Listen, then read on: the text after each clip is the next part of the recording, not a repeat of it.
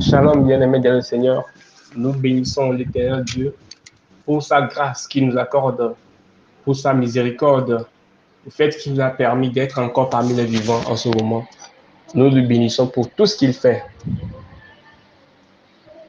Alors, nous allons encore continuer la méditation journalière, ce que nous faisons chaque jour. Et nous sommes aujourd'hui dans 2 Timothée, le chapitre 2, du 1er au 26e verset.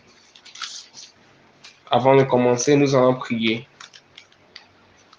Eyo me maje, eyo me maje, apeto Yesu yo me ko maje, eyo me ku maje, apeto Yesu yo me ko maje, eyo me ku maje, eyo me maje.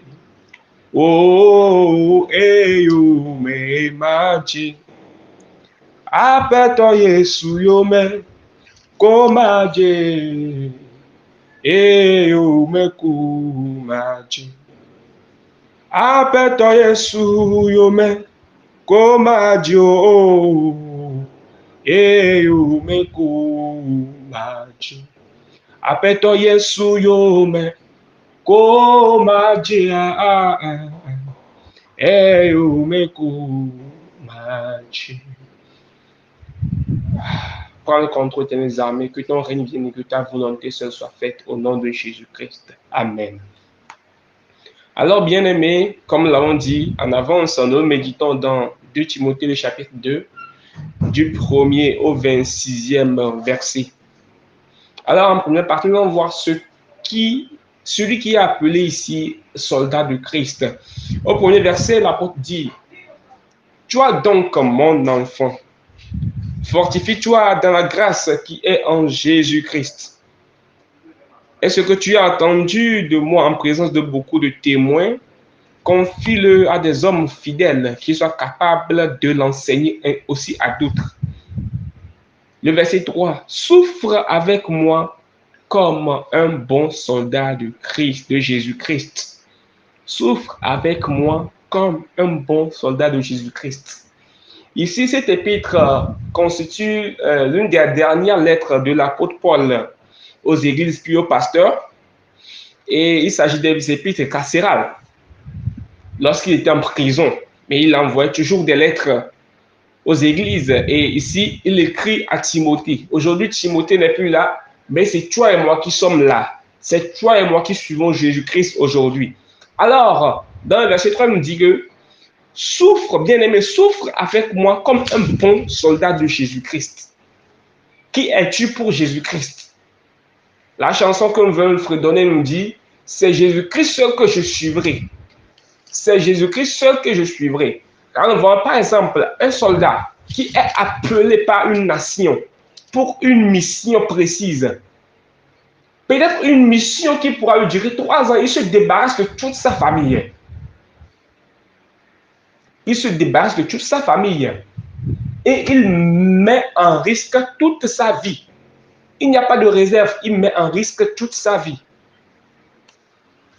Alors le soldat est formé pour la sécurité de la nation, pour la défense de la nation, pour la garde de la nation, pour la protection, pour la prise en soin de toute la nation et de ses habitants. Alors, les soldats ont des points stratégiques ou bien des caractéristiques clés dans leur vie qui permettent de leur distinguer très facilement. Le soldat est caractérisé, premièrement, par son uniforme. Par son uniforme, sa ponctualité, sa discipline, sa persévérance, son adaptation et d'autres points que nous pourrons citer. Et ici, l'apôtre Paul dit à Timothée: souffre avec moi comme un bon soldat de Jésus-Christ. Comment pourrons-nous souffrir donc avec l'apôtre Paul comme un bon soldat de Jésus-Christ? Nous connaissons bien l'apôtre Paul, dont la mission, comme l'a révélé il l'a révélé dans Actes chapitre 13, verset 47, il dit: Car ainsi nous l'a ordonné le Seigneur. Je t'ai établi pour être la lumière des nations, pour porter le salut jusqu'aux extrémités de la terre. Amen. Je t'ai établi pour être la lumière des nations, pour porter le salut jusqu'aux extrémités de la terre. Alors la mission dans laquelle était l'apôtre Paul, c'était qu'il était destiné à apporter la lumière de Christ, c'est-à-dire l'évangile, la bonne nouvelle, jusqu'aux extrémités des nations. Amen. Donc, il demande de souffrir avec lui comme un bon soldat de Jésus-Christ, donc de persévérer dans l'évangile, de s'adapter à tout moment, de défendre la cause de l'évangile. Amen. Et continue en disant qu'il n'est pas de soldat qui s'embarrasse des affaires de la vie s'il veut plaire à celui qui lui a enrôlé. Il n'y a pas de soldat qui s'embarrasse des affaires de la vie s'il veut plaire à celui qui l'a enrôlé.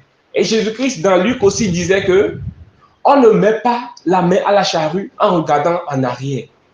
Et il dit, celui qui veut le suivre, qu'il le suive. Si quelqu'un ne se réunit pas lui-même, il ne pourra être son disciple. Alors, voudrons-nous être un bon soldat de Jésus-Christ, il nous faudra renier nous-mêmes, renier à la vie du passé, renier au vieil homme. Amen. Et il dit, le verset 5, et l'athlète n'est pas couronné s'il n'a combattu suivant les règles. Aujourd'hui, nous ratons notre mission. Nous croyons à l'inexistence de Dieu, ou bien nous croyons que Dieu est silencieux, parce que nous n'arrivons pas à combattre selon les règles. Dans Matthieu chapitre 28, verset 18 à 20, Jésus-Christ dit à ses disciples, allez, faites de toutes les nations des disciples, enseignez-leur à observer tout ce que je vous ai prescrit. Voici, je suis avec vous jusqu'à la fin des temps. Alors, pour expérimenter la présence de Dieu, il faudra aller annoncer la bonne nouvelle, prêcher la bonne nouvelle à toutes les nations, être la lumière de Jésus-Christ jusqu'aux extrémités des nations. C'est en cela que nous pouvons expérimenter la présence de Dieu. Veux-tu voir les miracles de Dieu se révéler? Veux-tu voir un impotent se relever? Veux-tu voir un aveugle guéri? Veux-tu voir un lépreux guéri? Va, annonce la bonne nouvelle. Tu vas rencontrer cet obstacle-là, ou bien cette occasion où un paralytique qui peut être là depuis 38 ans, un paralytique qui peut être là pendant 20 ans, un paralytique ou bien une femme qui est sous l'emprise du diable depuis plus de 17 ans. C'est lorsque tu es dans la mission, c'est lorsque tu vas pour évangéliser que tu vas constater que voilà cette personne dans le cas et l'onction que Dieu a mis en toi ou l'autorité que Jésus-Christ a mis en toi. Tu le transmets à cette personne, mais tu dis au nom de Jésus-Christ, lève-toi. C'est ce qu'ont expérimenté l'apôtre Paul, l'apôtre Pierre et Jean dans Actes chapitre 3 lorsqu'ils se rendaient au temple. Le paralytique qui était là-bas, qui demandait toujours au temple, ils ont dit, mais nous n'avons pas l'or ni d'argent, mais ce que nous avons, au nom de Jésus-Christ, lève-toi. Et le paralytique s'est levé. Amen. Donc, dans cette mission, il n'y a pas seulement des miracles, mais il y a aussi des persécutions. Et le verset 9, il dit, pour lequel je souffre jusqu'à être lié comme un malfaiteur. Donc, même à cause de l'évangile, il est lié. À cause de l'évangile, il est persécuté. À cause de l'évangile, il est mis en prison. Et il dit, le verset 10, c'est pourquoi je supporte tout à cause des élus. Afin que je obtienne le salut qui est en Jésus-Christ pour la gloire éternelle. Donc, il supporte tout. Le soldat supporte tout à cause de la nation. Il supporte tout à cause de la mission qui lui est confiée. Verset 11, cette parole est certaine. Si nous sommes morts avec lui, nous vivrons aussi avec lui. Si nous persévérons, nous régnerons aussi avec lui. Si nous le réunions, lui aussi nous réunira. Bien nous voyons. Si nous réunions Jésus-Christ, il nous réunira. Dans Jean chapitre 8, verset 8, il dit, si quelqu'un me sert, qu'il me suive. Et là où je suis, là aussi sera mon serviteur. Si quelqu'un me sert, mon Père l'honorera. Donc, il dit, si nous le réunions aujourd'hui, lui aussi va nous réunir devant les anges, devant son Père qui ne nous connaît pas.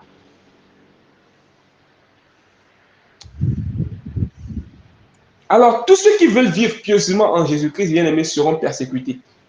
Donc, nous devrons tout supporter tout à cause des élus, à cause de ceux qui sont toujours dans les ténèbres, leur apporter la lumière. Amen. Mais il dit, le verset 13, si nous sommes infidèles, il demeure fidèle. Parce que si nous ne voulons pas accomplir la mission, il va choisir d'autres. Mais nous nous payerons après.